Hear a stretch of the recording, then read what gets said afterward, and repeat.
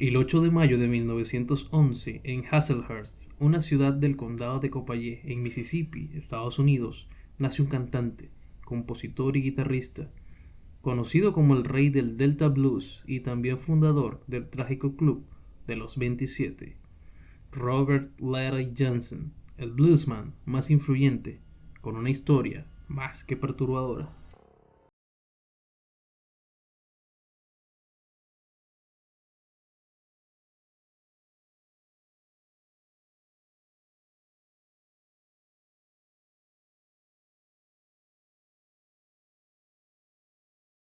Ann Mayors, Julie Dodds, hija de esclavos que tuvo un hijo con un jornalero que estaba de paso por el poblado, llamado Noah Johnson, cuando estaba momentáneamente separada de su marido Charles Dodds Jr., un carpintero próspero. Tiempo después, ella volvería con Charles, entonces apellidado Spencer, pero su relación no duró mucho. El pequeño Robert creció con el apellido Spencer sin saber que Charles no era su padre biológico. La familia se estableció en 1918 en Robinsonville, años más tarde. Su madre le confesó a Robert que era hijo de Noah, por lo que pasó a adoptar el apellido de su padre. Y fue con este con el que pasó a la historia.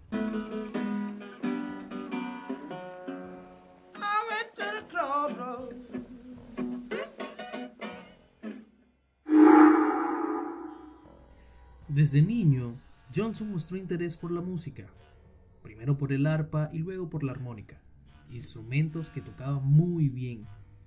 Pero su verdadera pasión se desarrollaría tiempo después, cuando por primera vez escucha artistas del blues como Son House, Willie Brown o Lonnie Johnson, quienes se convertirían en sus primeros ídolos. En ese entonces fue que despertó el amor por la guitarra.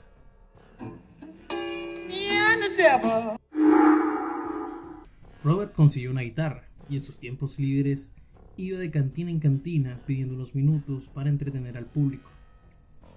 Al público no le gustaba mucho que Johnson tocara la guitarra, ya que lo hacía muy mal. No lograba tocar en armonía, no lograba afinar, solo hacía rechinar las cuerdas. Era nefasto para tocar la guitarra. Hasta que un día, en una de esas cantinas, a sus 17 años, conoce a Virginia Travis, la que se convertiría en su primera esposa. Pero solo con una condición, que dejara de tocar la guitarra, y no porque lo hiciera muy mal, sino porque en aquel entonces el blues era considerado una música diabólica que enviaba al infierno a todo aquel que le escuchase.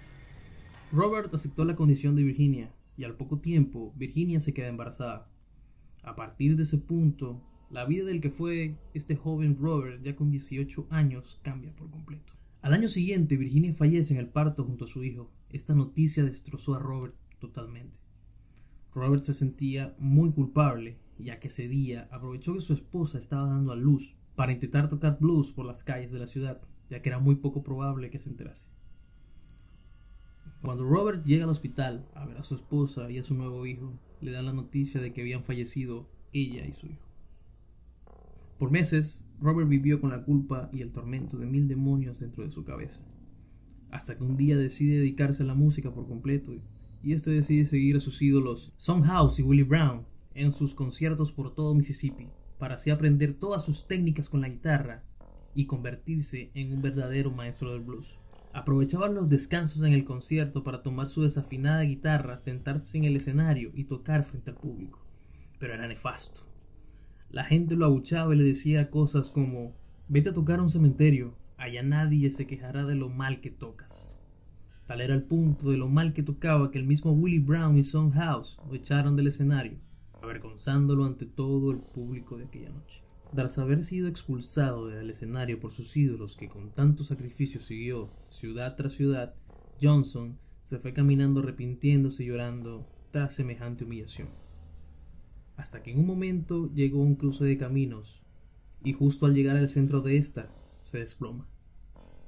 Mientras lloraba, toma su guitarra, la levanta y grita: ¿qué tengo que hacer para ser un buen guitarrista? Cuenta la leyenda que el diablo se le apareció en ese instante y le pidió la guitarra para afinarla. Y antes de devolvérsela le dijo: una vez que toques esta guitarra no habrá marcha atrás. Te convertirás en un gran guitarrista y tu alma será mía. Robert con ira toma la guitarra sin pensarlo y por 1 año y medio desapareció. No se llegó a saber nada sobre Robert Johnson hasta que un día, mientras Son y Willie Brown tocaban en un bar en Mississippi, alguien toca la puerta. Y allí estaba. Era Robert Johnson con su guitarra en la mano. Tras aguantar un par de abuchadas y bromas de los artistas, Johnson le pide que por favor lo dejen subir al escenario, y lo consigue. Fue ahí cuando todo cambió. Pasa lo inimaginable para muchos. Robert le puso una cuerda más a su guitarra y tocó como todo un experto del blues, como si estuvieran tocando 3 guitarristas a la vez. Tenía una técnica única, una rapidez inigualable. Todos se quedaron impresionados del talento de Robert. Eso asustó mucho a la gente y comenzaron las preguntas. ¿Cómo un chico que hace 1 año y medio tocaba tan mal la guitarra hoy es capaz de tocar con esa facilidad? Eso era imposible para ellos. Ahí fue donde comenzaron a correr los rumores de que Johnson había vendido su alma al mismísimo diablo.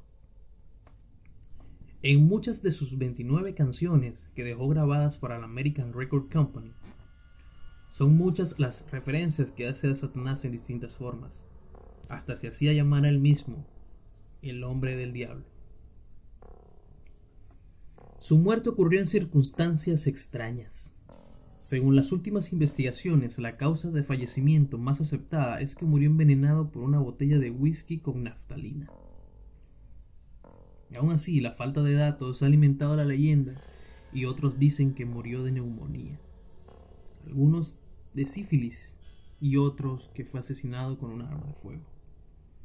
Su certificado de difunción revela que falleció el 16 de agosto de 1938 en Greenwood, estado de Mississippi, y que no hubo autopsia. Así como está llena de misterios su muerte, también lo es su lugar de entierro, ya que existen 3 posibles tumbas donde se encuentren los restos de Johnson. Una en el cementerio Paine Chapel, cerca de la localidad de Quito, Mississippi, con la leyenda Resting in the Blues. Otra en el cementerio de la iglesia Little Zion, cerca a Greenwood, restaurada en 2020 por la compañía discográfica Sony Music, la poseedora actual de los derechos de sus canciones.